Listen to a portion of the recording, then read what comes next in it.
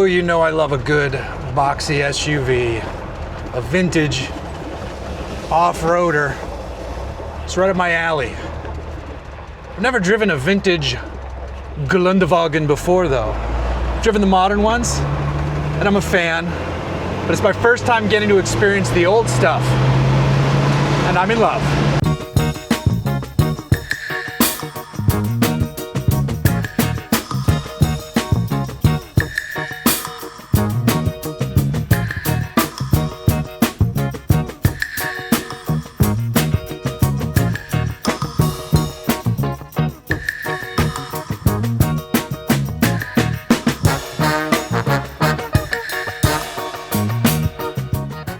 This is from a company called Arcade, and they're taking old Swiss military G-Wagons and giving them new life.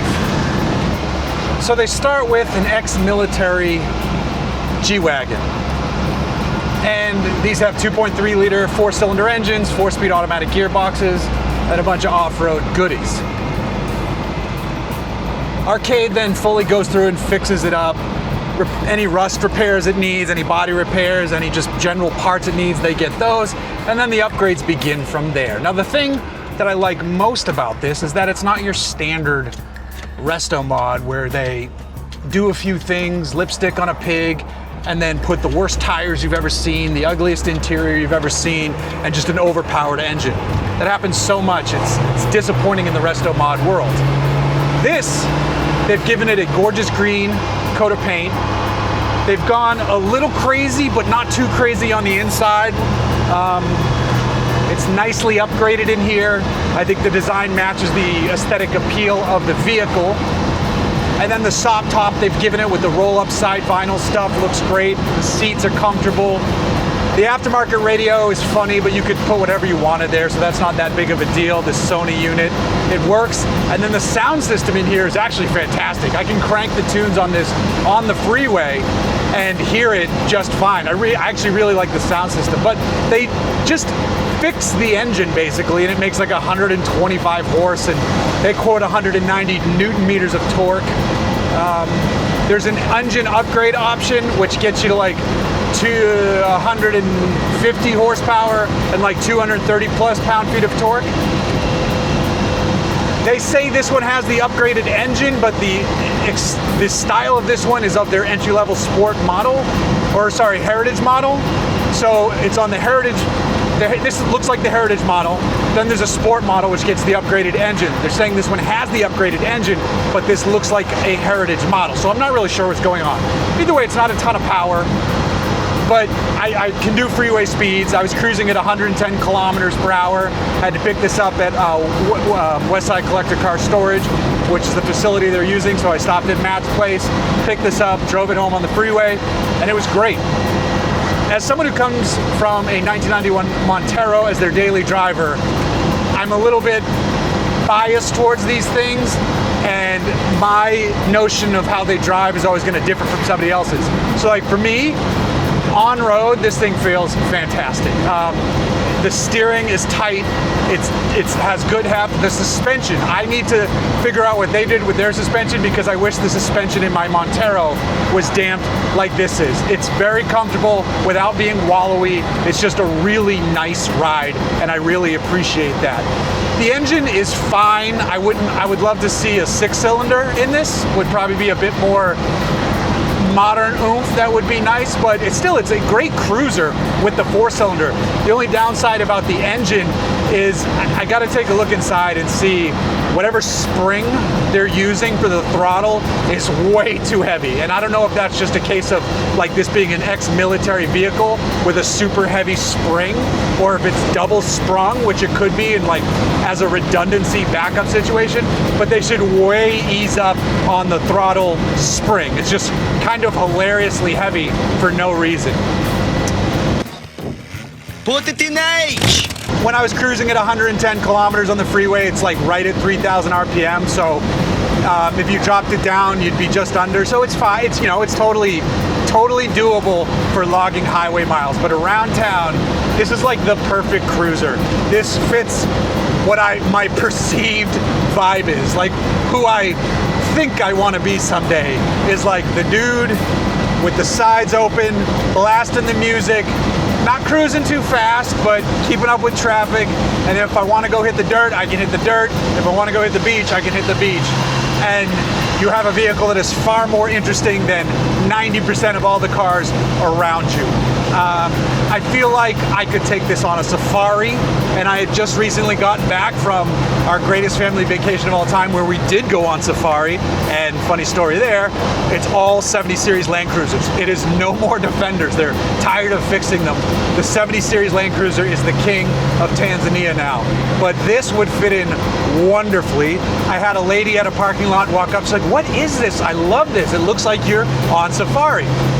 There's like a notion of adventure every day when you drive this thing, and I like that a lot. But on top of that, it's a Mercedes, so it's served in the military, and now it's retired to like cool person beach shuttle duty, and I can really appreciate that.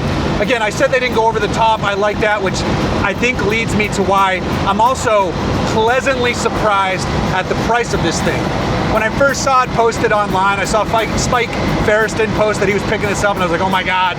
And then I talked to them, they're like, yeah, you can get it next. I honestly expected some stupid price tag on this, just because everything these days is so stupid. So this is $130,000. It starts at 130, it goes up to like 170. They're gonna come out with an electric one, which will probably be over 200, but at 130, I like it. I'm happy here. I don't think that's that crazy. They basically repaired stuff, they made the interior nicer, and it's got KO2s at the corners and refurbished steel wheels, or I don't even know if those are like the original military wheels or they just found a set that work for this truck. But I think I'm pleasantly, it's still a lot of money, but in a world of just insanely overpriced resto-modded Defenders with the worst interiors and worst wheels you've ever seen, that go for hundreds of thousands of dollars, this is like a breath of fresh air. I love how, I like how it drives. Not everybody will, but because it's so much better than my Montero, I'm in love with this. I always thought I wanted a Defender 130 as my like someday forever truck. I love Defender 130s, especially if I could ever get a Twisted with an LS3 in it. But now I'm driving this. I've always been a huge Mercedes fan. I like vintage boxing machines. I've always liked the G-Wagon. You know, it's just it's used incorrectly in its modern iteration as a fashion statement. Not that this isn't a fashion statement too, just a different type.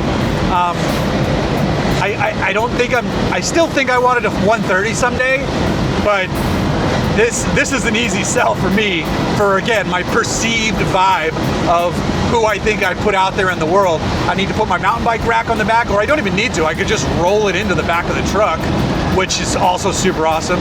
I drove my daughter to one of her summer camps in this. She loved it. She was leaning back there, sitting sideways. We were singing along to the very loud sound system.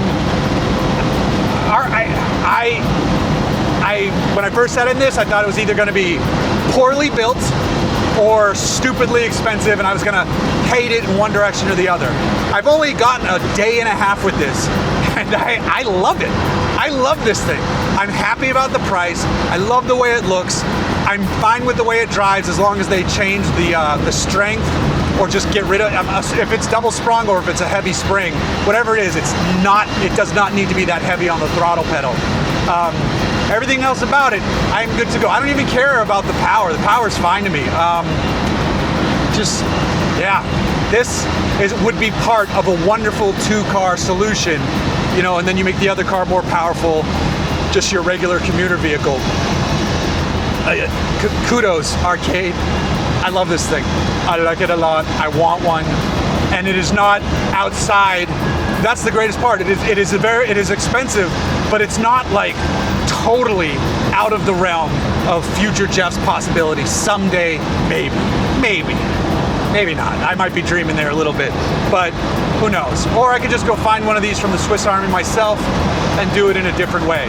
Or what's the Arcade equivalent of me doing this to my own Montero? Because I do need to do the interior. Regardless, this thing rips. Good job.